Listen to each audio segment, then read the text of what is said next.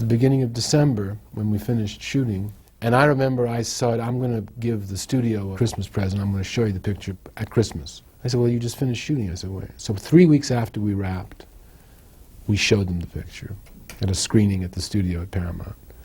And everybody was very happy. They previewed it in 100 theaters across the country, one showing only. And that started in a lot of word of mouth. And the picture was very much liked by the public. It caught on right away, even though it got mixed reviews. What? People remember it as having gotten great reviews. It didn't really. Truth is, Paper Moon got mixed reviews and did great. Oh, goody. The picture did very well at the box office, and the studio was very happy with it. It was one of the biggest grossers of the year.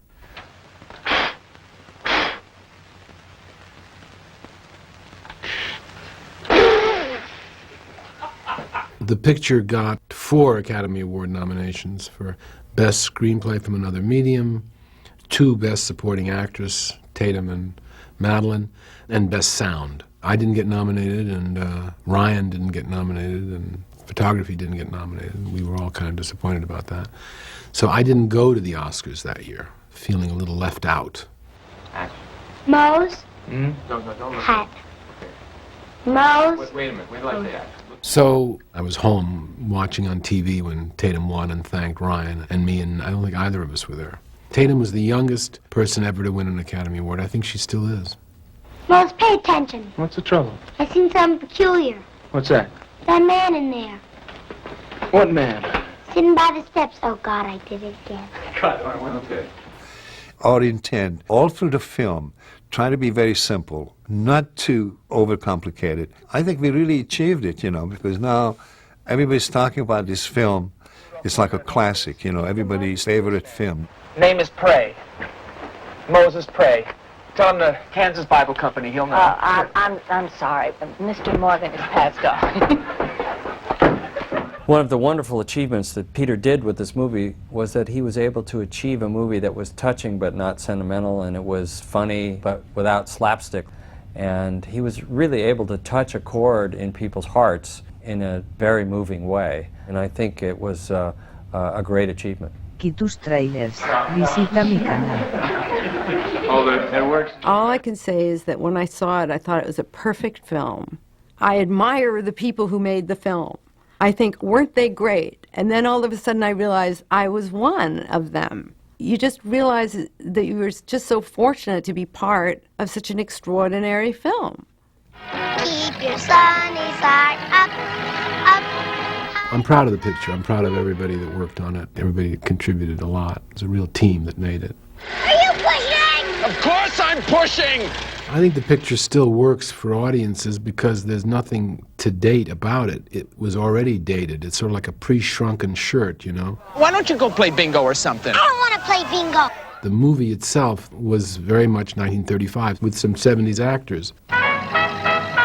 We just told it as a classic story.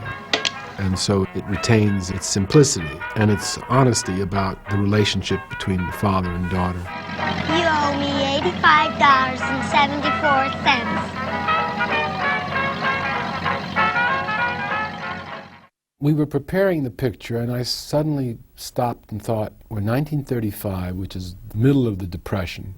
The Depression is always associated to me with black and white, and we had 2 actors who were both blonde and blue-eyed. Little kids, smart-eyed, were pretty, and I thought, it's not going to work.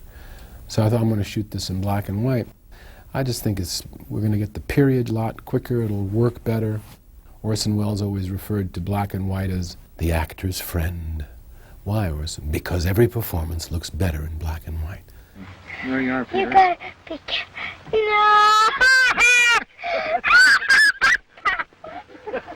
Ow! I hate that thing. This film, we wanted to shoot and treat it like an old classic 30s, 40s Hollywood black and white film. At that time, Peter was working with Orson Welles. And he was very close, friendly relationship, worked on a book with him, and whenever he came into town, he stayed in his house. And one day Peter said, Orson is staying with me, and I would like you to meet him, And I told him, our next project is going to be black and white, and he'd like to have a little chat with you. So one evening I come over and meet this great man, and so I'm telling him I was testing all these black and white filters in every conditions, and he was listening to me. And when I was finishing a report, what I was doing, and he looked at me, "Use red filter, my boy." I said, "Is that right? Only red filter?" He says, "Yes, only red filter." The red filter, it accentuates the red, which a face has a lot of red tones and red colors, and makes that very white, very chalky. Also, if you have the blue sky behind it, it holds back the blue and it makes it almost black. So it creates a big visual contrast. Mr. Robertson? Try? I'd like a minute of your time. We decided, let's not have anything out of focus. And Laszlo did a great job, and pretty much nothing out of focus in this picture. That was part of the decision on the picture, to give it a kind of gritty look, a realistic look, feeling of being there.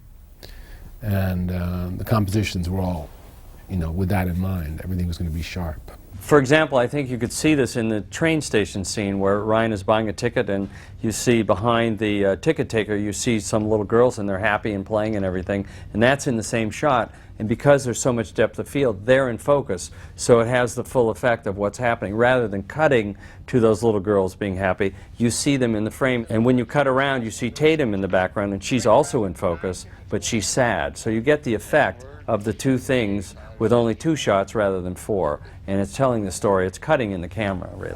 Of course, if you add filters to it, it's even more difficult because you have to add more light. So it was hot, some of those sets, to work in. I used these really hot arc lights, burning up. I remember Ryan looked at me and says, this is still the beginning of the picture. He says, "You don't want me to have any hair left, at the end of the movie?" And I said, "I'm sorry, Ryan, And I explained it to him. He says, okay, you are an artist, so okay, do whatever you have to do. Don't let it bother you. It ain't funny. Another aspect of Peter's style that he was using in this movie was to have long takes, to have lots of shots in one without any cutting. So that meant that we were doing 5-6 minute takes where the actors had to remember their dialogue. Frankie Roosevelt said we're all feeling a lot better. He did he? Made me feel real good when he said that. Then he said... Cut him. Cotton candy! And the camera crew had to accommodate lots of different moves on the dolly. There were no steady cams really in those days that worked very well. I like to have scenes play in one shot, if it's possible. There's quite a few in Paper Moon. The audience doesn't notice it. Nobody in the audience says, "Oh, there's no cutting." People don't notice things like that. But it kind of draws you in without you knowing quite why. It's like taking a breath and holding it. Moles, let's give him some money. No. The thing that I think was the most extraordinary was this long scene in the car when they're driving. It was about a 4 or 5 page scene, the end of the first act. We shot that scene, I think, 36 times. Now, I had decided that we were going to have no cut in this scene. I felt the camera should just watch them. So I knew it was not going to be easy because while all Ryan had to do was drive the car, and he wasn't really even driving as we were pulling it. He had to pretend he was driving, but that was all. But she had so much what we call business. And then if one of them blew the line, we couldn't just say, okay, let's back up, because we couldn't back up. We would have to go the whole 1.5 miles and then go beyond it where there was a road where we could turn around. Well, we started, and she'd blow the line. She'd blow a line like in the first few seconds. And that was it. Okay, go ahead. And she was singing and having a wonderful time as we went. We did it 25 times the first day. Never got through it once. Not even halfway. Well, we didn't go back for 2 days because we had rain. We went inside and did a couple other things. Finally, about 2-3 days later, we went and started again. And I think we did about 15 takes before we got it. Why didn't you tell me we're out of Bibles? You like it in the box too, don't you? Oh, you've got an excuse for everything. Because you blame me for If we were everything. running... That, in my opinion, is probably one of the reasons she got the Oscar, was because they could see there was no manipulation, there was no tricks, there was no cutting, there was nothing you could do. That was it. And she did it. When I see it, it still touches me how hard she worked and how good she was.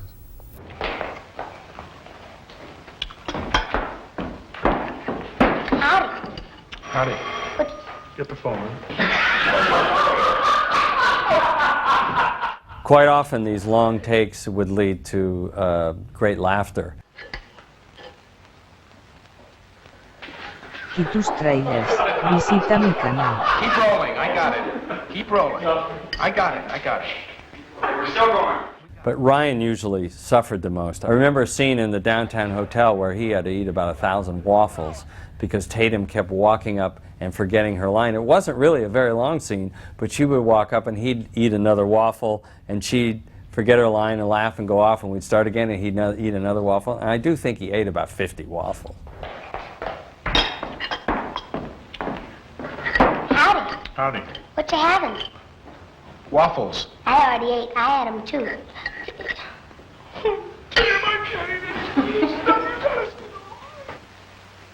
There were many times in the picture when we would rehearse a scene where I would walk the scene for Ryan or Tatum, usually for Ryan, to show him what I had in mind.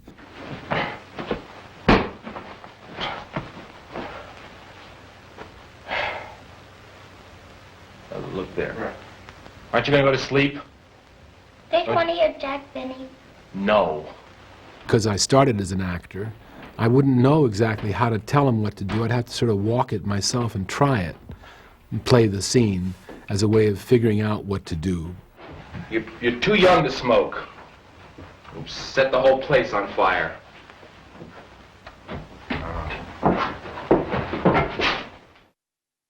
Now, don't you drop nothing on me, Gene. You take care of those breakables, understand? We always got a big laugh, that entrance.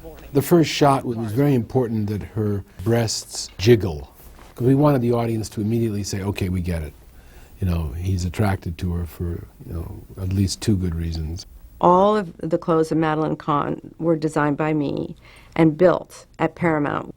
When she's introduced, it's almost my best costume I've ever designed. I wanted her not to wear a bra, and she was just horrified, you know, that I would suggest such a thing. We had to actually cut out the bra itself. We gave her the support of the bra, but we cut out most of the fabric in the front of the bra so that she would definitely have jiggling breasts. I just love it, all this white. I wanted Ryan to wear a seersucker suit, which is a kind of fabric that is basically striped, white and gray, and it has these little wrinkles in it. It's not smooth. And I went through all of Paramount's clothing. They had, you know, old clothes that had been used in other movies, and I pulled this seersucker suit because there were doubles and triples on it. But it was only after pulling them that I saw the tape inside that they had been George Raft's clothes in a movie, but didn't say the movie, unfortunately. And how come that man called me a boy? I don't know. Maybe it's because of what you got on or something. The Huck Finn outfits were pulled from Paramount. I actually designed and made all of Tatum's dresses. The reason her character goes through a change is because of her, because she's so clever, they start earning more money. So I wanted it to show in her clothes. Well, I ain't getting back in that car, not till she gets out of it. The sequence on the hill, Madeline Kahn, all that stuff that she did there, she's brilliant. You like Mickey the Mouse? Oh, son of a bitch! Virtually everything was 1 or 2 takes. And she has a line in the culmination of the speech. The final line is, "So what do you say, Addie? Huh? Just for a little while, let old Trixie sit up front with her big tits." And when in rehearsal, Madeline said, "I'm not going to say that. I'm not going to say that. I'm going to say breasts." I said, "Okay." And just before we were going to shoot it, I went over to her just before and I whispered in her ear. Nobody heard me. I said, "Say tits once, come on." And I walked away. I didn't know whether she'd do it or not. She got to that moment and she said it.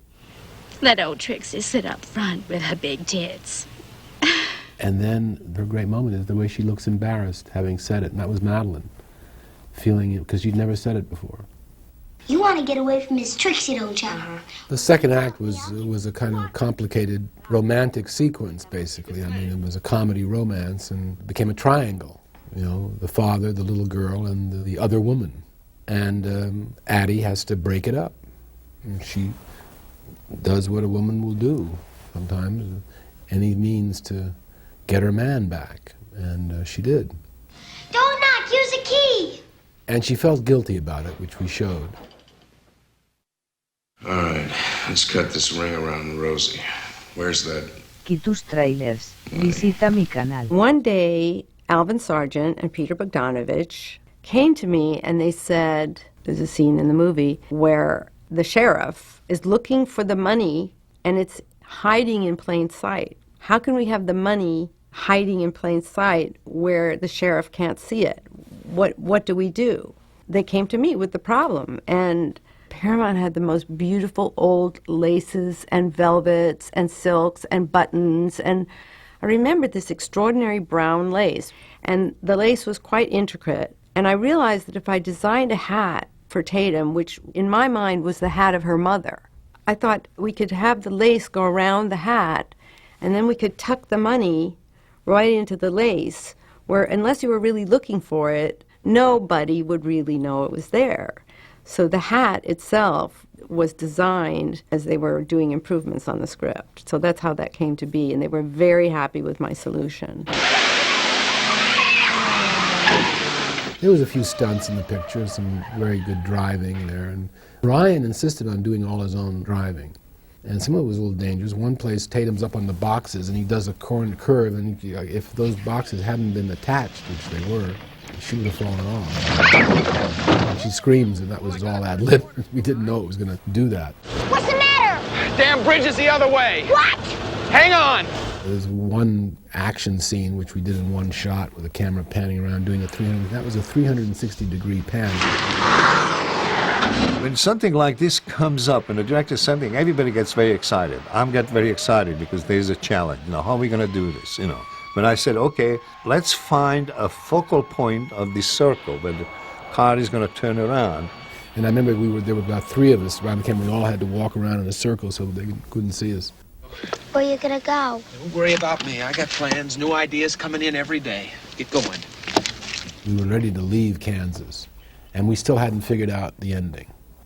Polly and I were in Kansas on our cross-country trip, and we were looking for a particular farm or something, and suddenly we realized we were on these back roads and dirt roads, and we were totally lost, and they weren't on the map. We saw this little rise, and we drove up this hill, and we got to the top of the hill, and I was trying to find out where we were, and Polly turned around and said, "Oh, this is nice. This kind of looks like the road to nowhere. Take a picture of this." The road itself was white chalk, and the sides were grass, and the road simply went on forever. It was just the longest white road I had ever seen. And they showed it to me, and I'll never forget, Polly showed it to me. She says, "I don't know what this is for, but it's a good road." The brake! The brake! It'll work! Now, we had established that the brakes were faulty on the truck. That was one thing. It was in the back of my mind. And we also set up this whole elaborate thing in the first act, which we didn't really deal with at all in the second or third act, which is, you owe me $200. I want my $200! Hold on. That was what triggered it, you know, because I had learned you have to pay off a joke. Pay off a joke means put a finish to it. And this was a kind of running gag. Somehow I thought, that's it, we got to pay that off. And now we also had another thing to pay off, which was the photograph in the paper moon, which we'd never done anything with. And it all kind of came together at once. What if he drops her off at the end, she misses him so much she runs after him, he stops on the road to have a cigarette. While he's sitting there, he notices that she's left him a photograph. She runs up the road. He's kind of annoyed that she's there, even though he's secretly happy, and says, "I told you I don't want you riding with me anymore." And she says, "You still owe me $200. Tus tráilers. Visita mi canal. Mose, look! And the brakes are faulty, and so we shoot it on that goddamn hill, which we didn't know what to do with, and the truck goes down the hill, and they run after it, and that's the end of the picture. But we had to shoot it before we left Kansas, because the road was in Kansas, and we were going to St. Joe, so it was the last-minute decision, and we went out there and shot it. So it all came from a comedy maxim, which is pay off the joke. It was a road picture. They were on the move. So I thought, why not? We'll end each act with the car driving away. First one ends with dust. Second one ends with rain. And the last one is the long road off into eternity.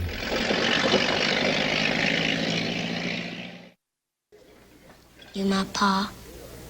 Just because a man meets a woman in a barroom don't mean he's your pa. We got the same job. Lots of people got the same job. 283, Baker, take two. The Last Picture Show and What's Up Doc had been released, and they were both very successful. In fact, they were both on the top 10 variety box office list, so I was very happy, and I was also in demand. And Paramount came to me with a script called Addie Pray, written by Alvin Sargent, based on a book by Joe David Brown. And I didn't read it because I was at the moment involved with Warner Brothers preparing a large-scale Western. It was specifically written for John Wayne, Jimmy Stewart, Henry Fonda. It was a big cast. Well, months passed. The script was finished, or at least the finished first draft. John Wayne turned it down. So sometime toward the middle of the year, I was without a picture to make, and Paramount came back and said, now you're not doing the Western, will you reconsider Addie Pray? So I read it, and I thought it had some promise, but I wasn't sure if it was something I should do, and I asked my ex-wife, Polly Platt, who'd worked with me on the other 3 pictures I'd made, to read it and see what she thought. Well, she said she thought I ought to try it, and I said, why? And she said, you know, you have 2 daughters, and it might be interesting to you to do a father-daughter story. I thought that was a good reason. She said, you know, if you decide to do it, I think I have an idea of somebody who could play the girl, Tatum O'Neal. I told him about Tatum. I imitated her whiskey voice. I read a couple of the speeches from the script to him the way she would. He took my word for it, and right there his eyes lit up and he said, we'll do that and we'll have Ryan play the father. I had done What's Up Doc with Ryan. We got along well, and I liked him. And I went to confirm my suspicion about Tatum. Of course, she'd never acted. She was about 8.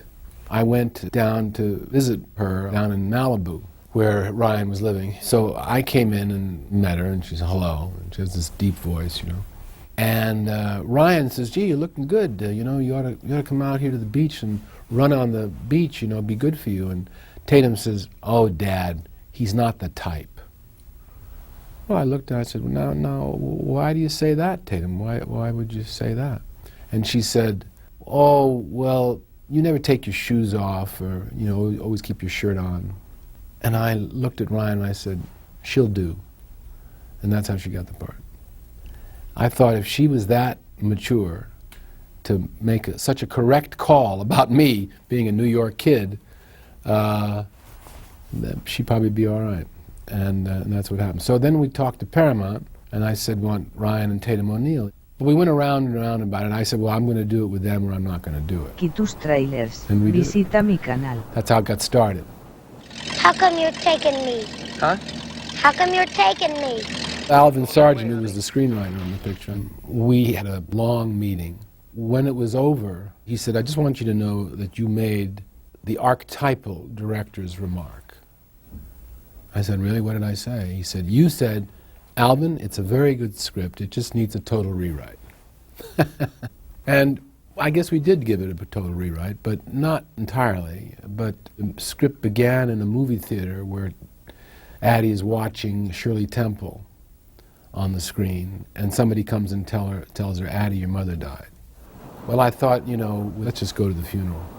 And we find out it's her mother at the funeral. Frankie Roosevelt said we gotta look out for one another. I don't care about Frankie Roosevelt. But he says it. That's so? And the other big thing we changed in the first act was it didn't have an ending, the first act. We needed to have a scene. And I said to Alvin, I said, you know, can you write a scene where they are in the car or something and they're fighting, they have a big argument. There's a deep on Lincoln. You can take me to Lincoln. You bet I will.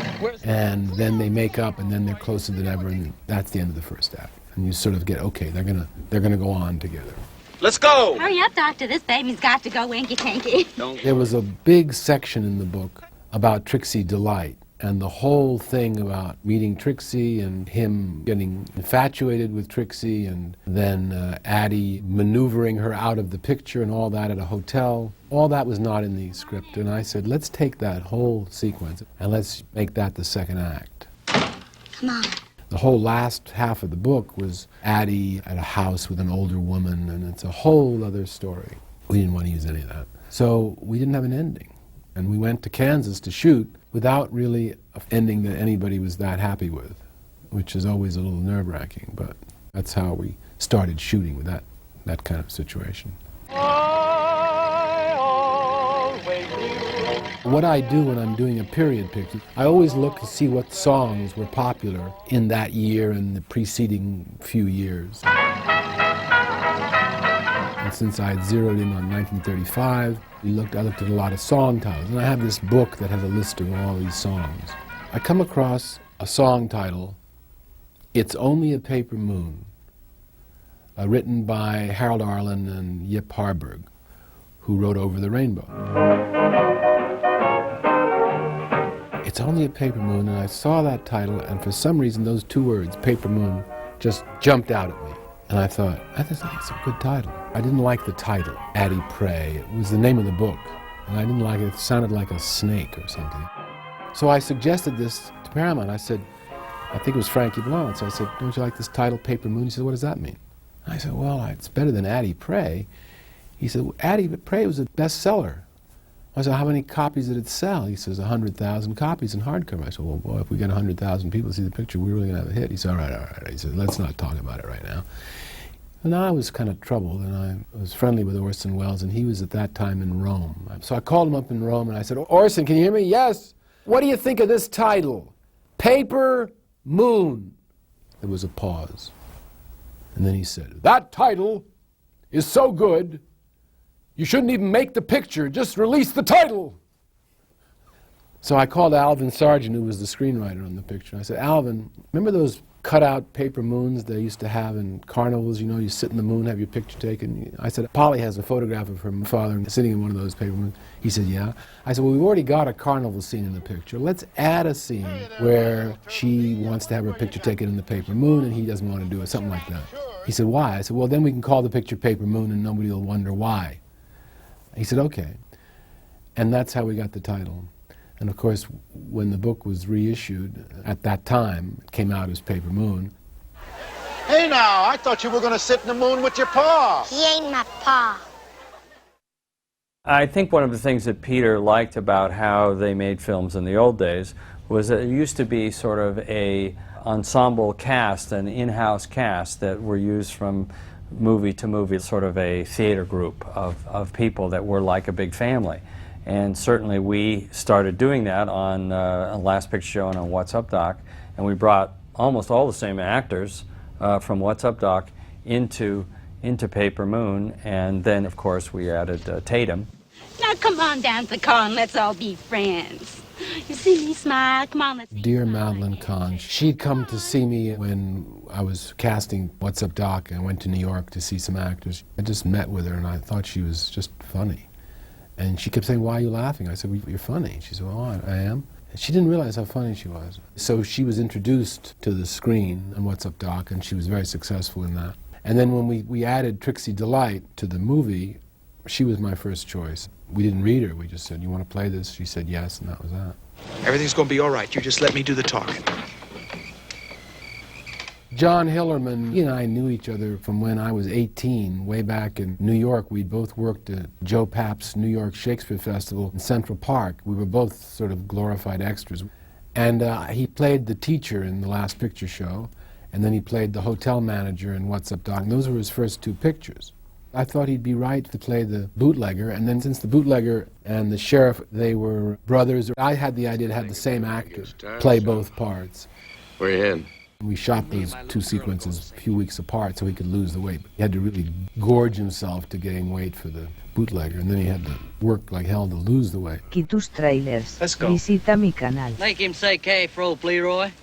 Randy Quaid was another actor we introduced in The Last Picture Show. He was a wonderful natural actor. So I had a small part in What's Up Doc where he played a professor, and then he got a big part in The Last Detail with Jack Nicholson. So he was getting ready to do this, and we were casting Paper Moon, and we couldn't find anybody that was right to play the hillbilly. So I called Randy. I said, listen, I know you're a star now, but do you think you could play a smaller role for me, just to kind of Oh, he said, yeah, of course I'll do it. So he came down and shot. We had Randy play that part. It's a short scene, but it was very important, and he was terrific. P.J. Johnson played Trixie's maid, and we saw about 7 girls. They were okay, nobody was great, they all did readings. P.J. came in, and as she's walking, she's 16 years old, and she looks at me, she says, "Ooh-wee, you good looking." I said, "You just got the part." And that was it. I thought if that girl has the guts to say that, she'd be all right.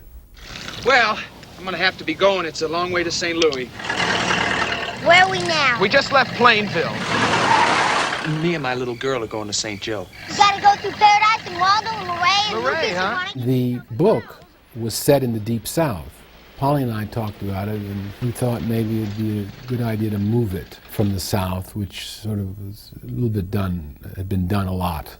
Polly reminded me that when we drove across the country in the mid-'60s, there were no hills in Kansas.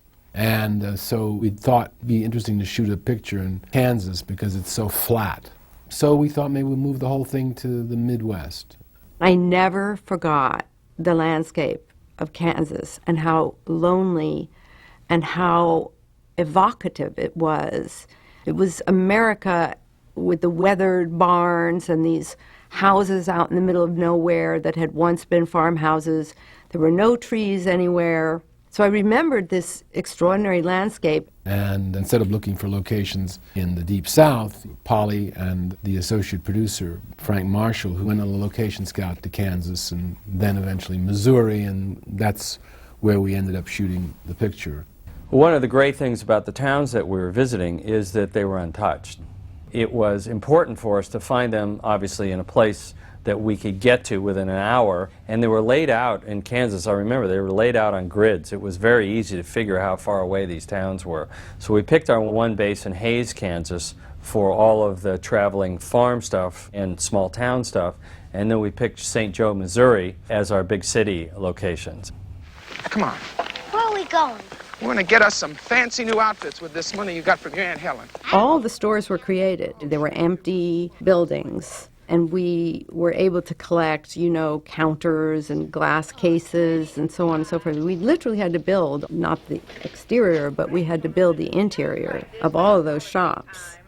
Another thing I did was make sure that all the cars were much older, because one of the things I noticed when I was in Kansas, this was in 1970 or 71, I noticed that no one in Kansas had new cars. Everybody had cars that were at least 10 years old even then. I realized that I had to use things that were much older. I looked at all the photographs of old towns, and in the olden days, cars were parked head in, not parallel parked on the street. And I think that's one of the things that makes it look so authentic, is that the cars are all parked at an angle. But a little bit of progress had crept into St. Joe, Missouri, so we had to deal with things like parking meters and street lights and signs, modern signs, and they were extremely cooperative in letting us cut down the parking meters and take down the signs and everything, and as long as we put them back. In one case on the parking meters, we did put them back, but we put them back backwards, so we had to put them back twice. Y tus trailers, visita mi canal. I always get a little nervous before the first day of shooting. A little apprehensive, you know. And then it's a strange thing, but I walk on the set, and there's all the trucks and the crew and the cables and the dressing rooms and all that. And I said, what was I nervous about? This is home.